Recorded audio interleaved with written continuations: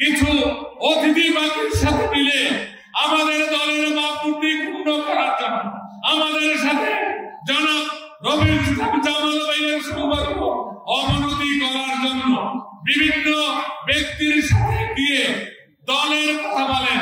আপনাদের কাছে প্রশ্ন, যারা দল নিয়ে এসেছে তারা 5 তারিখের পূর্বে রাজাপুরে কোথাও এসেছিল কিনা? যদিও তারা এসে থাকে, তবে 5 তারিখের পরে তাদের উচিত ছিল, তাদের অবশ্যই দল করার অধিকার রাখেন। তবে প্রথম রাজাপুর উপজেলা বিএনপি যুবদল ছাত্র দলের কাছে এসে যে আমরা এসেছি রাজনীতি করব, আপনাদেরকে আমরা সাধুবাদ জানাবো। আজ 5ই আগস্ট এক উপলক্ষে কৃষিমানের বিরুদ্ধে ছাত্র জনতার আন্দোলনে বাংলাদেশ জাতীয়তাবাদী দল ও অঙ্গ সহযোগী সংগঠনের উদ্যোগে রাজাপুর উপজেলা বিএনপি কর্তৃক আয়োজিত আজকে সভায় সভাপতিত্ব করছে বাংলাদেশ জাতীয়তাবাদী দল বিএনপির সংগ্রামী সভাপতি। উপস্থিত আছেন বাংলাদেশ জাতীয়তাবাদী দল কেন্দ্রীয় নির্বাহী কমিটির ধর্ম বিষয়ক সম্পাদক জনাব রবিউল ইসলাম জামাল ভাই। উপস্থিত আছেন বাংলাদেশ জাতীয়তাবাদী দল রাজাপুর উপজেলা শাখার সংগ্রামী সাধারণ সম্পাদক জনাব নাসিমউদ্দিন হাসান ভাই। উপস্থিত আছেন বাংলাদেশ শিক্ষক সমিতির সংগ্রামী সভাপতি জনাব জাহিদ ইসলাম জাহিদ ভাই।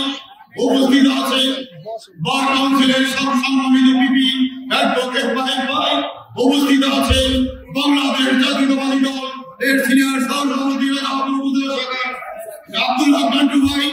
সংগ্রামী ভাইয়েরা আমার, আজ 5ই আগস্ট, গত বছর এই 5ই আগস্ট থেকে আমরা যখন রাজপথে নামিয়ে এসেছি তখন অনেকেই আমাদের সাথে ছিল। আজকে তাদের মুখ দেখা যাচ্ছে না। তারা কোনো না কোনো ভাবে, কোনো না কোনো ইস্যুর কারণে তারা দূরে সরে আছে। আহ্বান করব তাদেরকে, যারা বাংলাদেশ জাতীয়তাবাদী দলের আদর্শে আদর্শিত, শহীদ জিয়ার আদর্শে আদর্শিত, আসুন আমরা ঐক্যবদ্ধ হয়ে কেন্দ্রীয় নির্বাহী কমিটির ধর্ম বিষয়ক সম্পাদক জনাব রবিউল ইসলাম জামাল ভাইয়ের নেতৃত্বে জাতীয়তাবাদী দলের হাতকে শক্তিশালী করে তুলি। সংগ্রামী ভাইয়ের আমার, সময় সংক্ষিপ্ত, তাই আমার সংক্ষিপ্ত বক্তব্য এখানে শেষ করছি। শহীদ জিয়া হোক, খালেদা জিয়া জিন্দাবাদ, জাতীয়তাবাদী যুবদল জিন্দাবাদ, রবিউল ইসলাম জামাল ভাই জিন্দাবাদ, তারুণ্যের অহংকার তারেক রহমান জিন্দাবাদ।